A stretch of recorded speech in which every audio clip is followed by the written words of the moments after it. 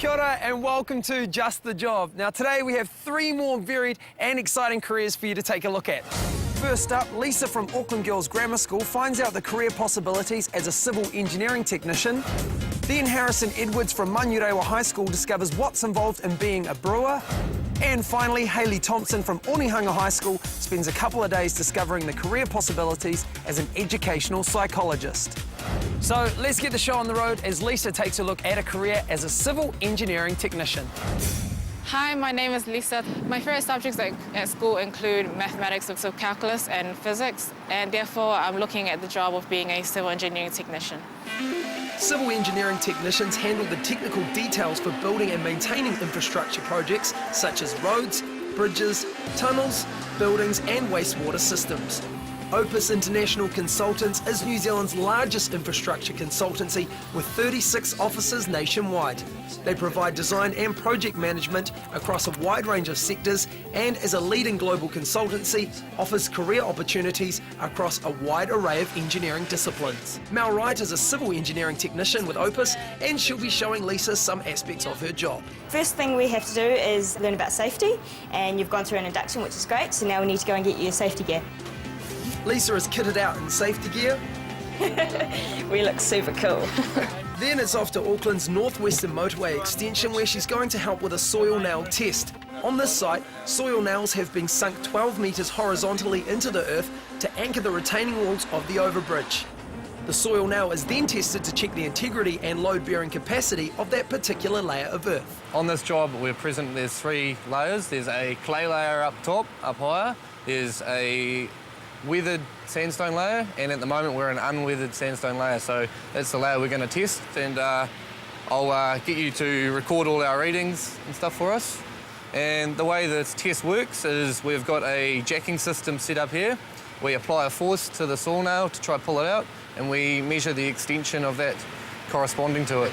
What will happen with this process now is that we again load it up further, apply more force, leave it for a duration and measure that extension over again. All right. And we do this over a continual process to check that that saw nail over a period of time is going to withstand that weight. I enjoy getting out of the office and see things being built, but also being in the office is good. You can also have a lot to do with the design, but you get the best of both worlds. Structural drafting is another aspect of the job, and it's Warren Kelly's speciality. What is the name of the software application that you're using? This is AutoCAD 2010. This is the latest software we have so far, and this shows pretty much all the foundation work that goes underground. And how we do it is it's essentially a tracing exercise where we'll trace around all the architectural outlines and then offset our foundation lines for the contractor to build. What about your tertiary studies? My tertiary studies are paid for by Opus, and I do a diploma in civil engineering at Unitec. I'm still studying that now. Civil engineering cadets with Opus are required to complete a Level 6 diploma, the New Zealand Diploma in Engineering Civil, which is studied alongside Infotrain's National Diploma in Civil Engineering. It's a very good way of doing things because you get the work experience, you get to go out on site and experience things and find out what you like and while you're learning.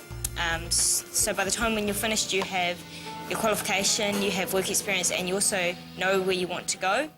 It's back in the safety gear for an inspection at the new Manukau train station. This involves checking the reinforcing matches the specifications on the plans before the concrete is poured. So how many bars have we got running down the exterior of this? 9 bars. 9 bars? Could you please check for me that we've got 9 bars here? Sure.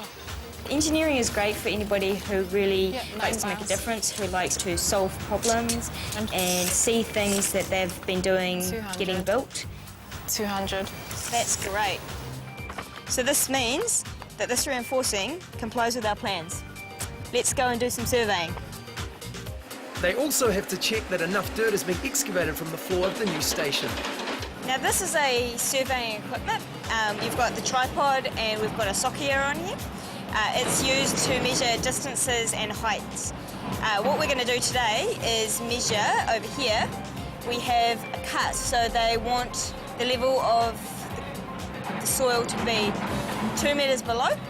So we need to check that this has been done. I really enjoy my job. I get a lot of satisfaction out of it. I'm able to go and do things and actually see them being built and watch other people use them. It's almost, you are helping people.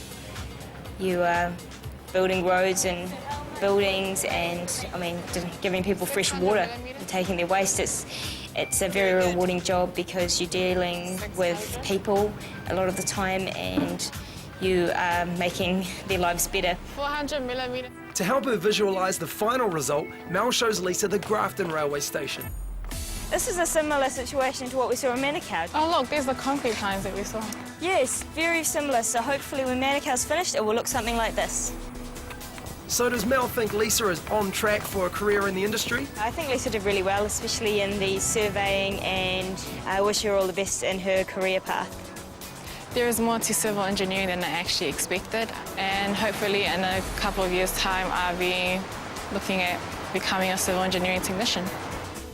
If you're interested in a career as a civil engineering technician, you'll need NCEA physics and maths, plus a general aptitude for problem solving. One way to enter the industry is to study for a New Zealand Diploma of Engineering Civil at a polytech. Another is to get a cadetship with a company and study through block courses. As you gain experience on the job, you can work towards a national diploma in civil engineering applied. This qualification is offered through Infotrain and is required to become registered as a certified engineering technician. These two diplomas provides a good grounding if you wish to progress to a civil engineering degree at a later stage. Hey, great job, Lisa. Now, after the break, an unusual career possibility for you to consider as Harrison discovers what's involved in becoming a brewer.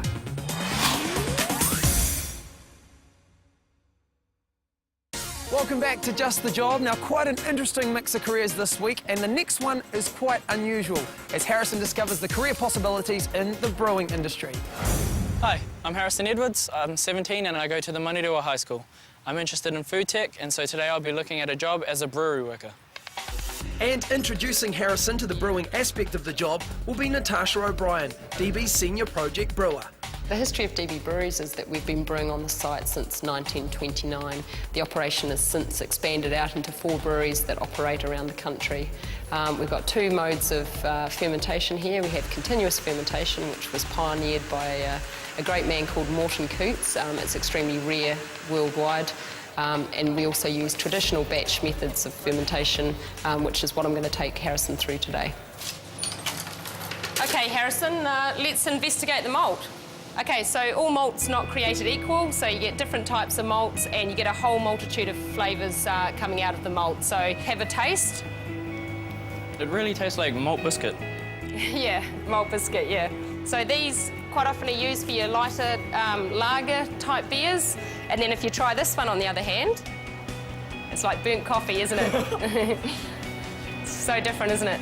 Oh, that is actually really dry. This type of malt's used for your darker beers and stouts. Natasha now takes Harrison off to the brew house to see the next and essential stage in the brewing process. This part of the process is just purely concerned with making a sugary liquid for the yeast to feed on, and that's all the brew house does. The liquid is created when the malt or malted barley is mixed with heated water in the mash tank, converting the starch into sugar. So we're just going to do a simple conversion test. So this is what brewers do the world over to make sure that we've got all our starch converted into our sugar. So we've got our mash sample here that we've put into the dish, and what we're going to use is iodine. So if it's unconverted and we drip it in there, you'll see it go black. If people are interested in scientific processes, then brewing's it's got it all really. It's what I love about it. It's not only an occupation to be a brewer, it is also a craft. Okay, so you can see straight away it's turned black, there's still starch there. It's unconverted, so we've got to need to leave it in the mash tun a little bit longer. Once the starch is converted, the water's filtered, then boiled to sterilise it and drive off any unwanted flavours before the hops are added. The hops are really essential to the brewing process. The aroma hops that we're going to put in now give it the aroma in the beer. So just have a smell. It smells a bit like something you'd cook with. Yeah, it adds the spice to the beer. So the malt's the body and the soul, the hops are the spice. So they give those nice zesty aromas.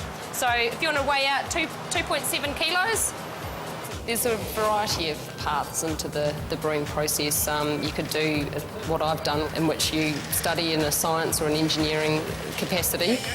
At an entry level, employees can be introduced to the basic skills and knowledge behind the brewing process through on-the-job training from people like Natasha. The water's cooled, yeast added, and the fermentation process begins. Okay, so it's a month later, we've finished our fermentation. It's now starting to look a bit more like beer. Next step, filtration. Okay, so we're all suited and booted. Let's go make up the DE ready for filtration. DE is diatomaceous earth, which helps draw off the yeast. And we'll make up the body. Okay, so the skills you need for brewing are strong drive for quality. We're wanting to make a quality products. You also want to be a fast, effective decision maker because it's a fast-paced environment out there. And you also need to be quite flexible and move with the process. Okay, we've finished filtration.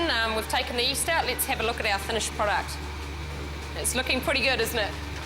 So we've got nice brown, bright beer, good head retention, good clarity. Filtration's been good. Now let's just check the CO2 content to make sure it's good for packaging. Okay, 2.83, that's good. It's great for packaging. Let's go. Chris Hekatoa, DB's Staff Development Coordinator, will be showing Harrison the packaging lines. Here at DB Waitemata we have 4 lines, 2 glass lines, 1 keg line and 1 canning line. The empty bottles are uncrated and fed onto the conveyor. Approximately 23,000 bottles per hour, or roughly 380 bottles per minute. All of which are filled with beer and capped. This is my home ground here in packaging. I started as an operator, packaging technician back in '97. I then went on to be the supervisor of the glass lines and the can lines, and spent about 3 to 4 years doing those jobs, and more recently moved into the training coordinator role, and now I look after training for the whole of supply chain in DB. This machine automatically lines up the filled bottles for labelling. After the bottles are put into packs, they head off to be stacked and wrapped. So, how did Harrison go over the past couple of days? Personally, I've loved showing Harrison the brewing process. He's been really keen, he's been really interested, and he's asked some really intelligent questions. I thought he handled the jobs and the activities that we gave him. I thought he handled them really well.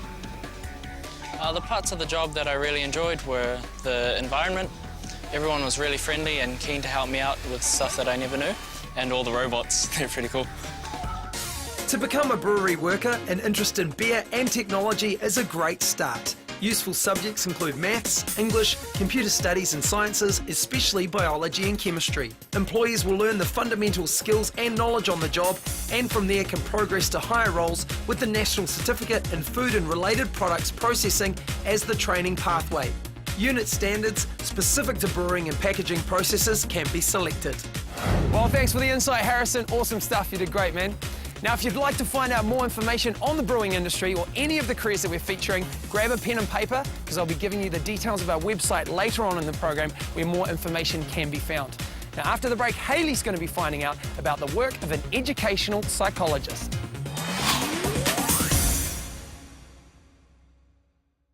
Welcome back. You're watching Just the Job. Now, do you like working with kids? Because for the next career in the show this week, Hayley is checking out a career as an educational psychologist. I'm Hayley Thompson. I'm 17 years old and go to Onehunga High School. I am fascinated by kids and would love to know what makes them tick.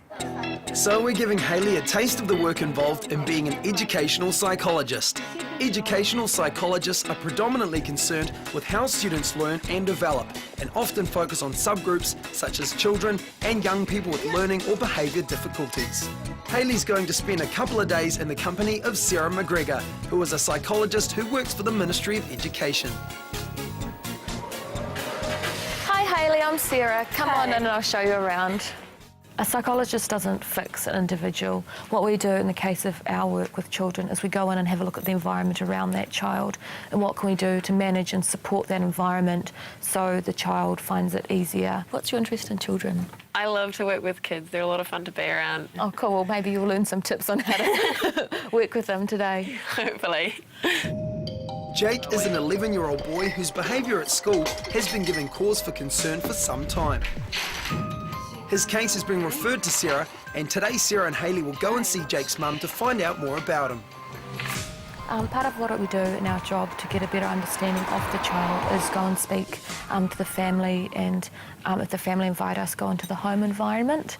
I find that really beneficial. Thanks for taking the time to meet us today. Speaking with the parent, you get an idea of what their concerns are, what they believe they may, what could be impacting on their child's behaviour, but also things that sort of you don't necessarily see, like the supports around that child, what sort of resources are at home, whether there's a sort of regular bedtime routine, what sort of foods they may be eating, different types of parental discipline, and those all sort of play a part in having a look at what's impacting on that child. So Hayley, from that meeting today, you can see the importance of meeting the families and hearing their perspective of what's happened. The importance of going to the home like that is also so we can start to build up a relationship with the family. The next day, Sarah and Hayley make a visit to Jake's school to observe him at work and play. What we're going to do is note the target behaviour. So what we want to do is see him on task. So if the teacher set a writing task, we want to see him writing. Okay. And we're going to select him. He's the target student, and we've got another comparison student, which is probably going to be the child next to him. Okay. The difference between working with a child and an adult is that they're a lot more open to different experiences. An adult, you think about, they're a lot more set in your ways.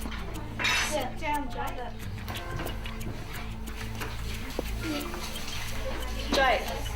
Whatever. Hi. So how did you feel about Jake's behaviour in the class? I noticed he was on task and then he'd go off task quite a bit.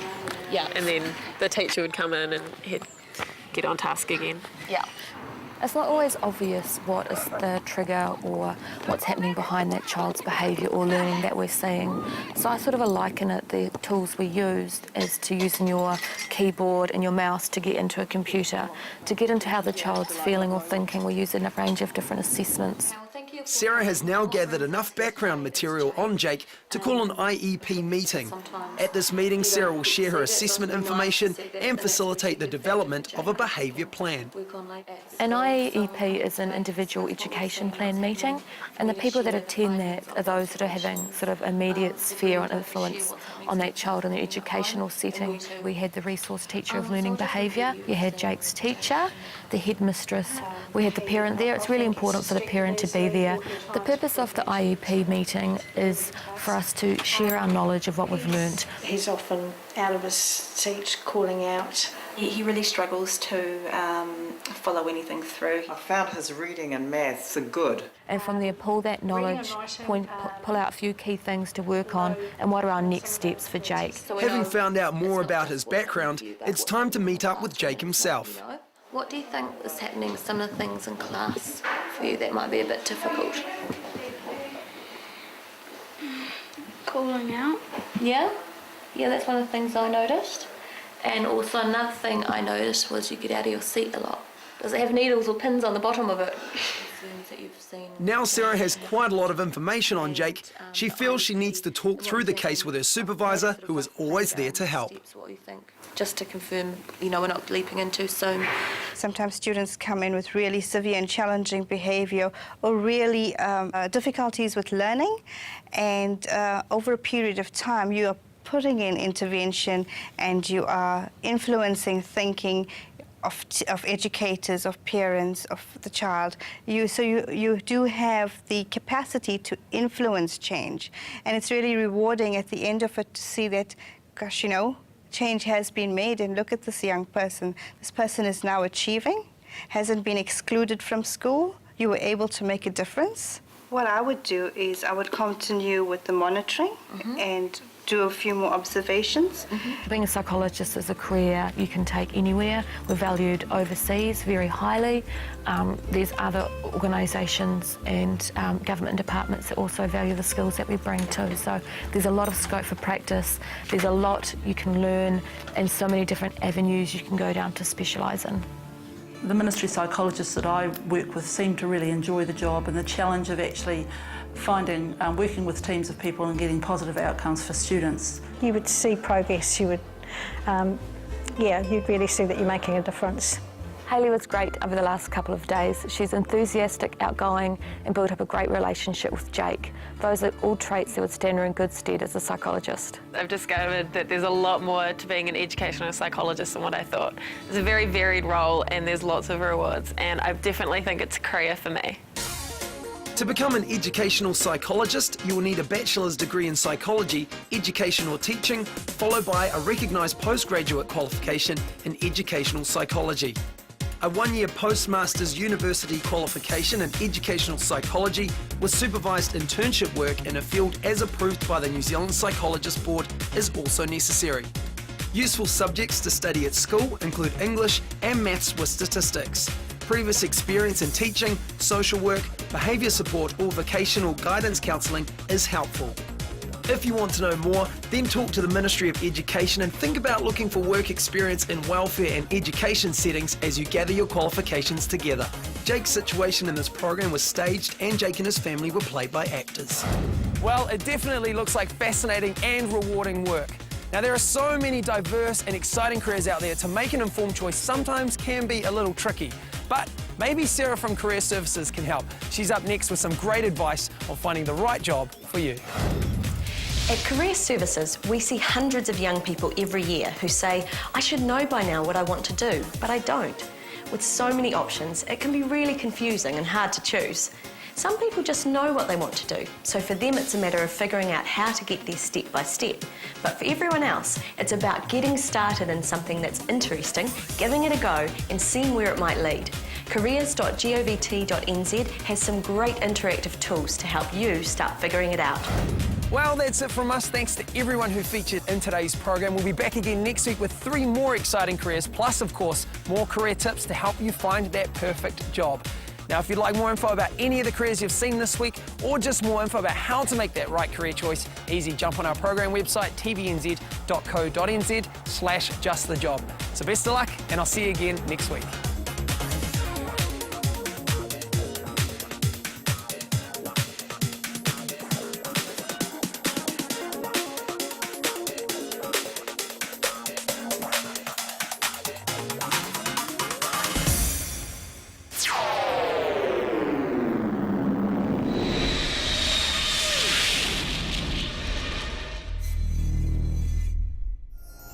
Supporting local content so you can see more of New Zealand on air.